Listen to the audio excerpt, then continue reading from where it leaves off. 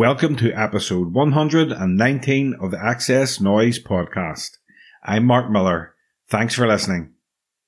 In this episode, I speak to Danny Goffey, co-songwriter and founding member of British band Supergrass, about his fantastic new album, Bryan Moone's DiscoPunk. If you missed the previous episode, I spoke to legendary Bros frontman Matt Goss about his upcoming tour and new album.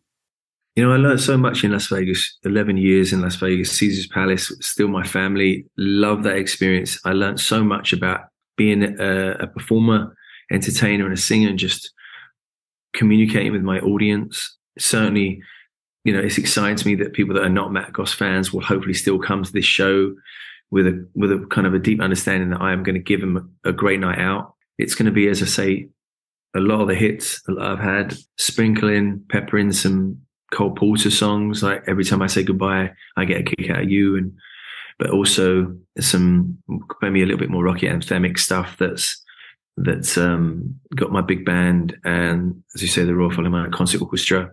There'll be over 30 musicians on stage. I want to have an intermission where it's a little bit boozy, where people get to meet new friends, get really dressed up and just feel good about yourself and connect with people and like-minded people. And I think an important word for me is an inclusive. It's not ageist. You know, if you're 8 or 80, just come. You know, it's going to be what I've learned in really my whole career, including Vegas and my solo career and Bros. So I think that's why people love the show in Vegas, is because my energy is always towards my audience. I want to make sure that they feel better. They look better and they leave the room an inch taller, you know. So check it out. And if you like the podcast, please subscribe on your favourite listening platform, give us a rating and leave a comment. It helps us more than you know. If you want up-to-date music news, album reviews and interviews, then check out our main website at xsnoize.com. You can also follow us on Twitter, Facebook and Instagram. Search for the tag at XS Noize Music. Here's XS Noize writer Daniel Lynch with a taste of what's been on the website this week. Knowledge, Freedom, Power is the 6th album from the Slow Readers Club. In our reviews section, Sandra Blemster gives the album a 4 out of 5 score, saying it's a collection of accomplished songs which retain the band's signature sound, but also add enthusiasm and optimism to the mix. Lay Your Troubles on Me is one of the standout tracks. Laurie Gava has been taken in the new Inhaler album Cuts and Bruises. The Irish act dodged the second album bullet and deliver on all the promise of their first, with a more mature feel throughout. Dublin in Ecstasy is the standout, 4 stars. Aaron Kavanagh has an interview with Coach Party ahead of their Belfast gig, and there's new music from Cloudy June, Tiny Ruins and Masked Singer winner Charlie Simpson. Stay up to date at xsnoize.com.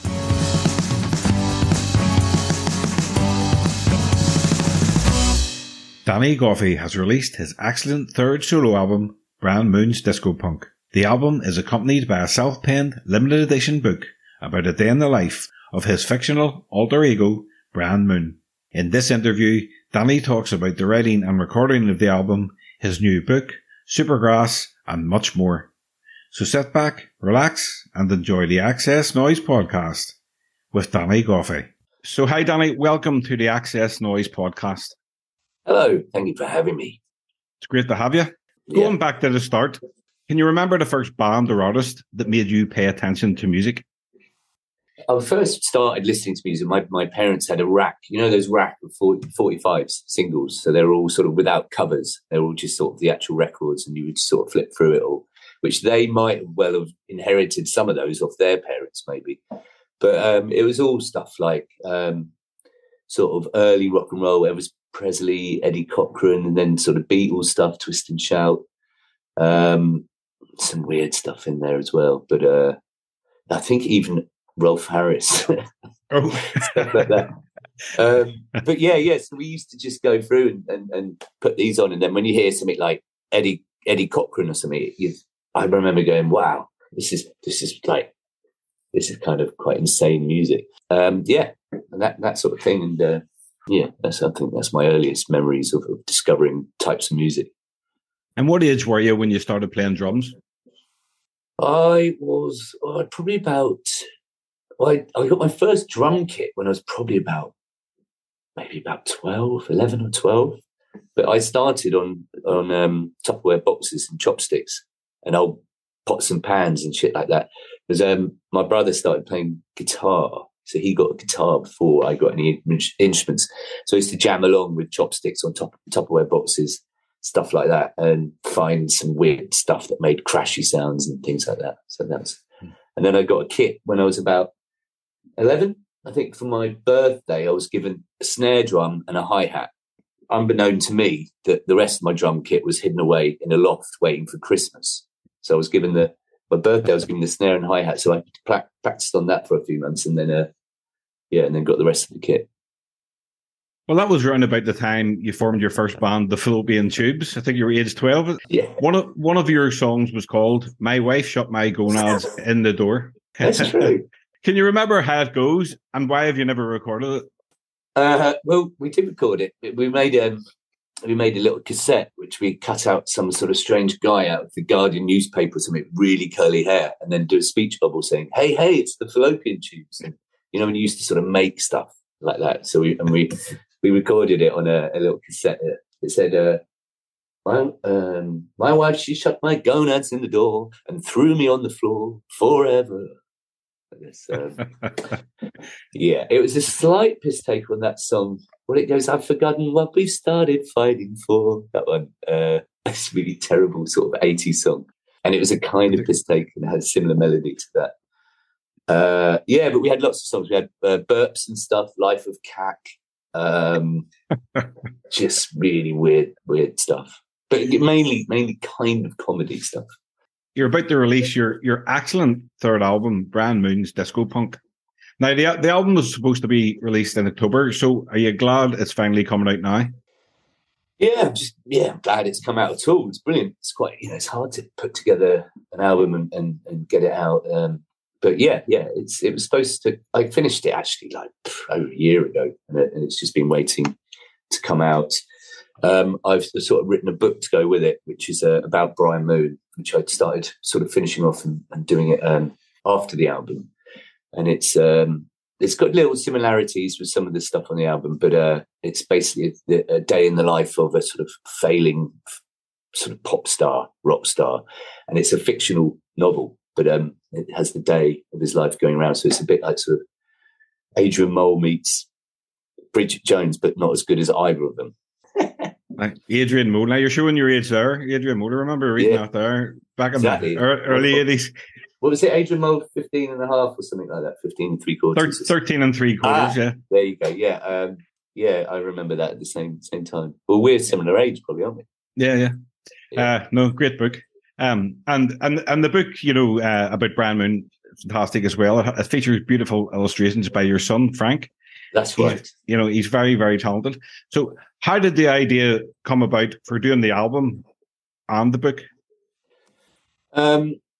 It was quite simple, actually. My manager, Dave Bianchi, just said, Danny, I don't think anyone's going to be interested in another Danny Goffey album unless you do something quite interesting with it. So what about, I know you're starting to write a bit of a book. Why don't you finish that, do it? So I did. And so I was kind of bullied into it slightly. But yeah, there's bits of the book that kind of go hand. There's a little section about songwriting where I talk about writing songs on my mobile phone and, just little ideas and words that come into your head or little riffs that you can kind of mime out. And usually they're interrupted by a member of my family who sort of, it's either my daughter screaming for something or my wife saying, Danny, the dog's been sick on the sisal carpet again. You got to come up and bring some brushes and soapy water. And I'm just trying to finish this really good song. And then it goes forever. So how similar is Bryan Moone to Danny Goffey? It's quite similar, I guess. But he is fictional, so nothing is exactly the same for copyright reasons or whatever reasons. But he's basically a semi-retired rock star who gets bossed around by his family. So yeah, he's quite similar to me. Well, going by the lyrics on the single Looking Out for Number One, a song about the pressures of life of the family man, as you just mentioned, you don't get much time to yourself. So how hard was it to make time to write the album and book? Well, my family are pretty good. If I'm have to be in a studio, they know I got to be in there, and I'll go off, and it's all a bit of a juggling act. You only have a few kids and a dog and bits and bobs, and there's things to do. So it's all a juggling act. But I'm quite domesticated these days as well, so it's like I'm just quite hands-on with everything. But yeah, it's there's a time and place for everything. I can't remember what I was going to say now. Yeah, what was the question again? Sorry. I said this is my hangover from my birthday last night coming across slightly. I went on a tangent and then completely forgot about it. Well, there's no need to apologise. It was your birthday, so yeah, well deserved. No, I said you don't get much time for yourself. So how hard was it to make time to write the album and book because of the pressures of family life? Yeah. I know what I was going to say. It was the album. I'm given a good whack at some time to do that and without too much pressure. But with the book, I wrote the whole thing on my mobile phone. So I just went into notes on my mobile phone and would just come up with these old thoughts or these mad sort of anecdotes or make up some weird sort of stories about this character, Bryan Moone. And I just kind of, if I couldn't sleep at night, I'd get it out and just, so all of the chapters are all on my phone. So I found it really like a different experience. I've never written anything like that of any length. So it's really cool. It's like, instead of like, playing Football Manager or something like that, which I don't actually do, but you know what I mean? Instead of doing something that's kind of a bit sort of pointless, I was kind of creating something. So it was interesting and kept me occupied. But yeah, I chose sort of evenings lying in bed to do it and things like that. Yeah. Did you find writing the book as enjoyable as writing songs? I did. It's hard. And I constantly question myself because I've never written anything before. So a proper writer would probably look at what I've done and find faults in the whole thing. But it was quite hard just to sort of not worry too much and just keep plowing forward. A lot of it was a stream of consciousness. Sometimes it's just these weird thoughts that Bryan was having. And I guess some of them reflected onto, past memories a bit on bits and bobs. But it was a good experience. It was an interesting one, something I haven't done. And at times it was quite easy and flowing. Other times I was a bit sort of double guessing stuff, thinking, what's the point of talking about this? Well, Bryan Moone's DiscoPunk, it's your third solo album. Are you comfortable now coming out from behind the drums and being the front man and singing? Not really. But I've always played instruments. I've written songs on guitar, piano. My voice isn't the best, and it's not very flexible. It doesn't go up very high. So I sort of, it's quite hard not having anything to do with my hands. On stage, I'm a little bit feel a bit bare, and everyone's kind of staring at me and stuff like that, which I guess they are. But so I kind of go into this slightly defensive sort of mode and kind of start taking the piss a bit. And I guess it's like a sort of a mechanism to cope with people staring at you. But when I'm playing behind the kit, I don't really get that because I'm not really sort of hosting the gig behind the kit as much. I just love to shout at Gaz and prompt him to say weird things sometimes and stuff like that. But it's a bit of a different experience. You do feel slightly more guarded, maybe, or you feel, I don't know, maybe I'll get used to it. Is that why you have the mirror ball helmet? Something to hide behind, really? I don't use that on stage. No, that was we were messing about with that in a rehearsal room. So we made this we just shot a couple of cameras to do their thing. So it was pretty basic. But I did bring the disco ball helmet, but I haven't really got the balls to put it on yet and run around. I keep thinking some nasty bloke's going to come up and just punch it really hard. Let's talk more about the album. It's an excellent album. There's so many great songs on the album. The album kicks off with the upbeat "Everybody's on Drugs." What was the inspiration? What inspired you to write that? Well, it's just the fact that I guess people can be, like pointing the finger at like poor souls that are sort of trapped in an obvious sort of drug thing. But it really, everybody's on drugs. They're on drugs. Their mothers are on drugs. Their sisters might be a fucking worker at a hospital or be a vicar or whatever. They and it's about the world of pharmaceutical drugs, America, and just like, everyone's on something, caffeine, alcohol, whatever, and exactly. Caffeine. So it just sort of came to me like that, and it was just a mad little catchy little thing I was saying. I've sort of recorded it, and it sort of came out a little bit more hardcore and a little bit punkier. But it's been a bit of a pain because no one's really played it very much because it says drugs about 56 times in it, and I think people didn't really get that it was that it wasn't a sort of just a song about fucking heroin abuse or something like that. It's a song about society, really, and prescribed drugs and things like that. Yeah, maybe if you called it "Everyone's on Prescribed Drugs," Yeah. I remember Noel Gallagher said in the 90s that everybody was on drugs and it made the front pages. Yeah. Right. Yeah. Well, I forgot about that. Yeah. I think he say everybody's taking cocaine sort of vibe. Yeah. Well, maybe times you can't really get away with it as much these days. I don't know. So I have to ask you, what kind of drugs legally are you into now? Are you a coffee man? Do you vape? Do you smoke? I smoke occasionally when I drink. I try not to smoke too much, but I tell you what, on tour, especially with my son around, I find I'm smoking quite a lot of rollies. But yeah, a bit of, I take Nurofen, and the usual stuff. Not quite as mental as I used to be on all that, but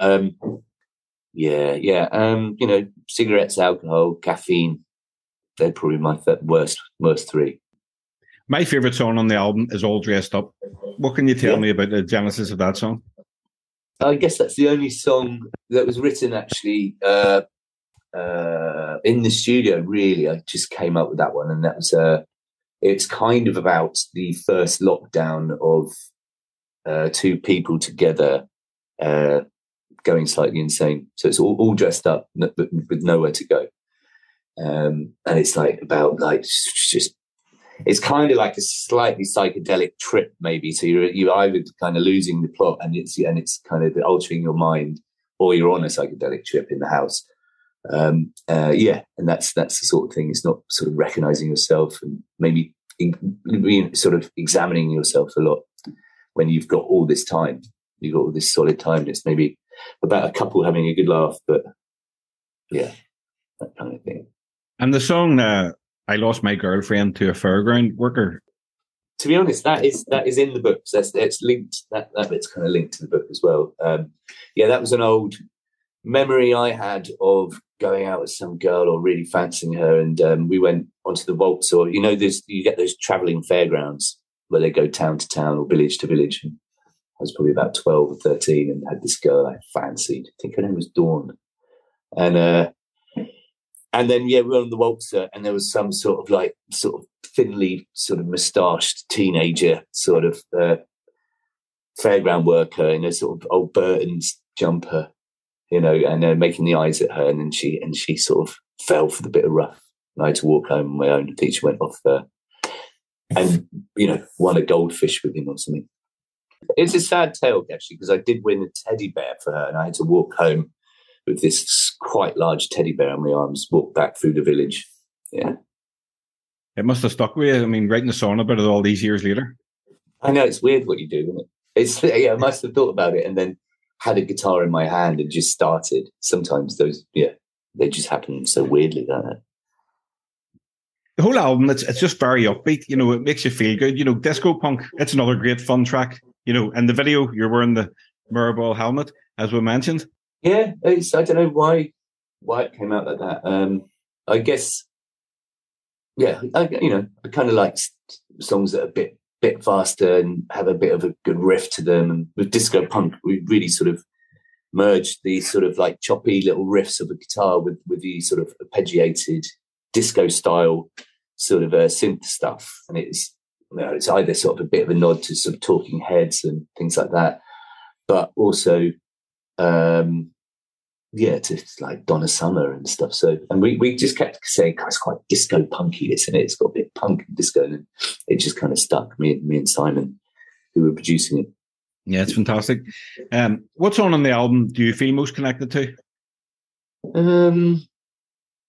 Well, I guess we're playing a few of them live, and actually, there's a song called "The Left Side," which it sort of came out okay. I think I could have done a better job on that, because I do love the sentiment of that song. It's sort of about telling someone, and that everyone's a bit mental. Don't worry about it. It's good to be different. It's that sort of thing. It's like all the best people come from the left side. All the best people are never quite right. And it's just it was written about someone I know quite well who was probably having a hard time, and it's just like a supportive thing, saying individuality is a genius thing, and to be different is brilliant. Well, you're currently on tour supporting Reverend and the Makers on the Heatwave and the Cold North tour. Yeah. And the tour is the first time you've performed these new tracks live. So which songs are getting the best response? Well, we finish our set on Everybody's on Drugs, which goes down well. People find it quite funny. And then I really enjoyed playing Sick Holiday, that was on my last album from 2018, which is like a strange tale of sort of written by a few little guys behind me on an EasyJet flight back from Magaluf, and they just kept going like, "Sick holiday, mate. Yeah, it was a sick holiday. Just see Jeff. He was off his tits. Oh, what a sick holiday." And I basically just sort of started writing down stuff they were saying, because they were so annoying, all in like, orange kind of fake tan with like low vests on showing a bit of nipple and stuff like that. And I just found them really funny, like mad little characters. And, yeah. So I just started writing it, and a lot of that sort of wrote itself. Yeah. So those two are going down well live. Yeah. It's been great playing to people. It's it's really fun. It's going down well. Well, the last Supergrass gig was at the Taylor Hawkins tribute concert, and I know Taylor was a friend of yours and the band. So what was it like giving them a massive send-off at Wembley Stadium? Yeah, it's surreal. It's brilliant. I'm just sure that he would have really loved it if he could have seen that, which was great to do something. He was, just a really excitable, friendly, supportive type person. He'd always call up something interesting was going on. And the last time I spoke to him was up through text about a month before, and we were saying we were going to start a band called the Dumb Drummers, two of us, and just do some really stupid drumming. And it's like kind of like some slightly unhinged and wrong drumming, because it would be fun to do something that wasn't so straight ahead. But the actual gig was fantastic. It was some amazing people there.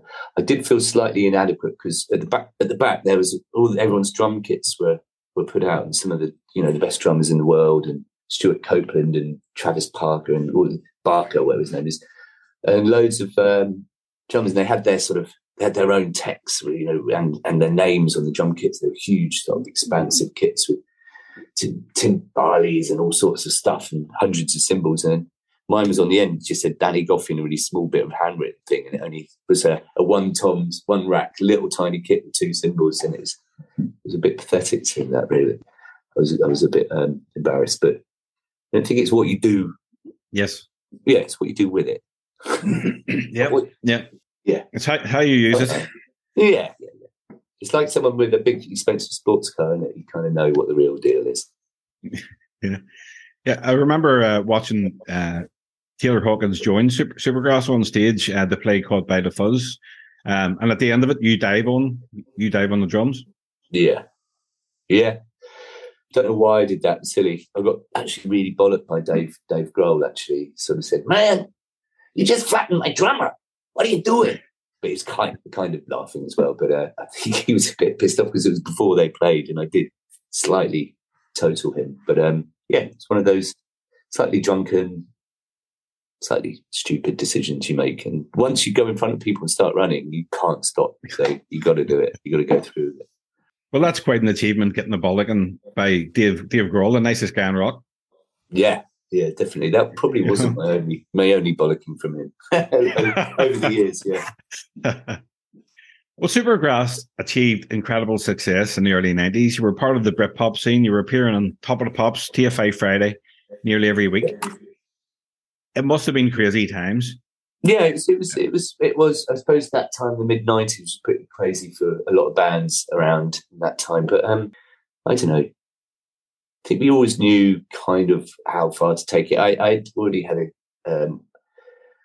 a stepdaughter, Daisy, by then, and my first kid when I was 22. So I kind of, although, you know, it was pretty mental and we had some extremely mental times, I always kind of knew what, you know, where I was and what I was doing.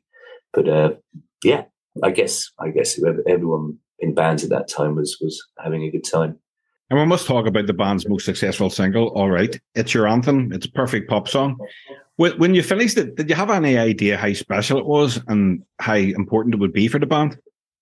We kind of wrote it. The early stages, it was me and Gaz were we used to have this at our parents' house. We used to have this old upright piano that was kind of passed down or found from somewhere. It wasn't a particularly great piano, and it's quite out of tune. So we would mess about on that, and I think we were doing a slow song, and Gaz started sped it up and was like, and then we were just being silly. We're like, we are being ridiculous. Some of those songs start in a sort of comedic way, a lot of them, because you're just having a good time, you know. And so yeah. And little did we know, it's the sort of, it's the cash cow, the gift that keeps giving. I think without that song, life would be very different. And it's quite strange. You think, God, we were like 18 or 19, or young guys, just kind of, So it's mad to think that something happens in 1 second that can pretty much change our lives. You know? When you're listening to the radio and one of your songs comes on, does it take you back to the time you wrote and recorded the song? Sometimes. You just get this like little warm sense of slight sort of pride and also embarrassment when it comes on the radio. Like, fuck, you know. But I don't know. Maybe. Sometimes it takes you back to the studios and what you were doing and what was going on in your life at that time. Good and bad. You know, sometimes I'm stuck in a studio being fucking awful, you know, and sometimes it was brilliant. So, maybe you do get a sense of what you were doing around that time sometimes. But to be honest, I don't really hear it much on the radio. Do you? Yeah, all the time. Right. All right. Yeah. I sort of listen to Radio 4 at the moment. And it always appears. It always appears in those 90s documentaries. Yeah. I guess the 90s is quite sort of present at the moment. It's yeah. I watched recently. I watched the Supergrass home movie, which I really enjoyed, and it looked like you were having a good time in the studio all the time for every album. Yeah, I haven't seen that for a while, but it's a great documentary. That I think it's the only really sort of open thing we've done where it sort of really goes into processes and stuff. Yeah, and yes, it's sweet. It's quite a funny little thing. Some mad early footage of stuff, wasn't there? Right? Yeah. Us all sort of doing little skits and making home movies of just prattling around. It's one of the greatest memories. Stuff like that. Actually, the first time does just take me back to our first ever tour of America and stuff, and how great it was being with your best mates on a bus and just experiencing these different states and different styles of living and things for the first time ever. But and having no sort of jaded response to anything, just trying to have the best time. And looking back at that time, what would you say would be your highlights? Probably just what I said, going to countries for the first time together with friends. Like I'd say going to Japan was amazing. Just being able to travel and stepping off the plane and being jet lagged and going out for the first time in Tokyo that night. And back in those in '95 or something, everything was really in Japanese. So it's really easy to get lost. And And I think me and Gaz just went and had a few beers somewhere and got absolutely spaced out. And yeah, I think we had to phone someone at the record company. We were completely lost, had no idea where we were. Yeah, things like that are really fun to look back on. Yeah, it's been a lot of mad things going on with Supergrass that you can look back fondly on. Just a few more questions, Danny. Yeah. If you were to recommend one of your albums to someone who had never heard Supergrass before, what album would you tell them to start with? I'd probably just say start at the beginning and work yourself up over the next 6. But I still think Aisha Coco is probably our all-rounded, probably one of our best albums, yeah. So I'd probably start there. Well, the last Supergrass album release was Diamond Hoo-Ha in 2008. You have been touring the past couple of years of Supergrass. Do you think you'll ever get in the studio again? I'm not sure. I can't really say. It's we might do one day. I think it was really good fun doing this tour. I think if we did do something again, we would have to think about doing some new material because there's a certain amount. I don't think we'll get much satisfaction out of doing it too much and just playing these tunes. But the weird thing is, with a band like us now, people just want to hear the hits anyway. So I think if we did a new album, people would still want to hear old stuff anyway. But I think to keep yourself sane, we would have to do some new music. And I can't really see it happening at the moment, but we'll see, maybe in a couple of years or something. I like to ask my guests the following questions. For us music fans, music is the soundtrack to our memories. What song or album, when you listen to it, brings back the best memories for you? I think probably for memories, it might have been Beck's first album when we had all the time when we first went to America. We were listening to it constantly on the sound system on the bus. That's sort of one that springs to mind, maybe. I can't remember what it's called now. Do you remember what his first album was called? There was one Odelay was the second album. Yeah, it had Beer Can and Weirdo or Loser. Sorry, Loser. Yeah, was on it, wasn't it? Yeah. I forget what it's called. Yeah, a few of those, and maybe as a kid, early David Bowie. When I first got into early David Bowie, sort of prancing around my bedroom in the mirror with pretending to sing Starman and stuff. Out of all the music in your collection, which artist or band do you have the most albums by? It would probably be Bowie. Yeah. We went through the big stage, lots of friends. In Oxford, when we grew up, we were all fairly heavily into Bowie and would find, even old sort of live albums and rare stuff and, and sort of compare albums and things like that. So, yeah, I'd probably say I'm probably more aware of all of his work, than anyone else, than any other artist. Good choice. Which song or album is your guilty pleasure? We did, we actually did, me and Gaz, when we were doing Diamond Hoo-Ha, we covered Beat It by Michael Jackson. And we did it live on a Guilty Pleasures show. So I guess that might have been a guilty pleasure of ours. But over more recent events, I wouldn't say that one really. So, I don't know. Maybe let's go for that one for now. Off the top of my head and my hangover kicking in, it's really hard. Right, well, it was my birthday yesterday and my head is a bit cloudy. Well, I've only one more question. So that's right. If you could go back and relive one musical moment from your career, what would it be? One musical. I kind of feel maybe it's for a live experience was Tea in the Park in, where was that? Was it in Glasgow? Is it Tea in the Park? Is that north? Yeah, somewhere in Scotland. Yeah, anyway, somewhere in Scotland. That was probably 95, and it was the first time. I think it was just after All Right had come out, and there was like a real sort of hysteria in the air. And I think we were playing before Elastica, and this tent we were playing was absolutely rammed. And I remember just we never really experienced anything like that before. It's the first time we thought, wow, Jesus, we're like, people are going quite mad for this. And I think me and Gaz were almost like throwing up, and we were really nervous. But just the buzz in the air and these sort of flag waves and people screaming for our songs was just like sent shivers up our backs really for the first time, you know. So yeah, I'd probably relive that one. Good feeling. Nice one. So Danny, is there anything else you would like to mention before we wrap up? You know, where fans can get the album or pre-order the album? Yeah, you can pre-order on my Instagram or on some social stuff. But basically, you get the LP of the Bryan Moone, and you get my new book. Here it is. No one can see that apart from you, but it's backwards. So that's one of the pictures that Son drew. So that comes in a book, and it comes in this sort of little baggie that's a little bit like a sort of disco drugs bag. So you get the book, the album, and you get some prints of some of the artwork that my son has drawn.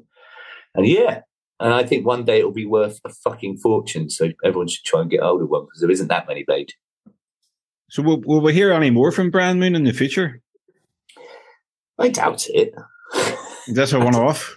Maybe. Actually, I was thinking I could do the second part of this. It only goes up to about 7 o'clock at the moment, so I might do from 7 till sort of 3 o'clock in the morning, and some mad shit probably happens, and he's so maybe sort of nighttime Bryan might be quite good. Well, Danny, thanks very much for taking the time to do this through a hangover that's just about to kick in. That's fine. I think it's been and gone now. Really, I really should grow up and stop doing that. Yeah, I'm sure you've had many a hangover over the years. Yeah, a lot of mad ones. Yeah. No, I really appreciate it. Really enjoying the album. It is fantastic, and hopefully you'll get over to Ireland and do some shows. Yeah, man, I love Ireland. Yeah, I'd love to get over there. It's one of my favourite places. Actually, I've got a lot of Irish in me from somewhere. My grandparents. So yeah, definitely. Cool. Well, hopefully you have a good night and yeah, take it easy. I'm going to tuck myself up in my tiny little hotel room in Liverpool tonight, and then we're off to Birmingham tomorrow. Got a gig in Birmingham, so that'll be good. No gig tonight, then? No, day off. It fell nicely on the day after my birthday, so it was it allowed us to have a couple of drinks. Good, nice one. Yeah. Okay, well, hopefully you enjoy the rest of your evening, Danny. Yeah, man, nice one. Thanks for talking to me.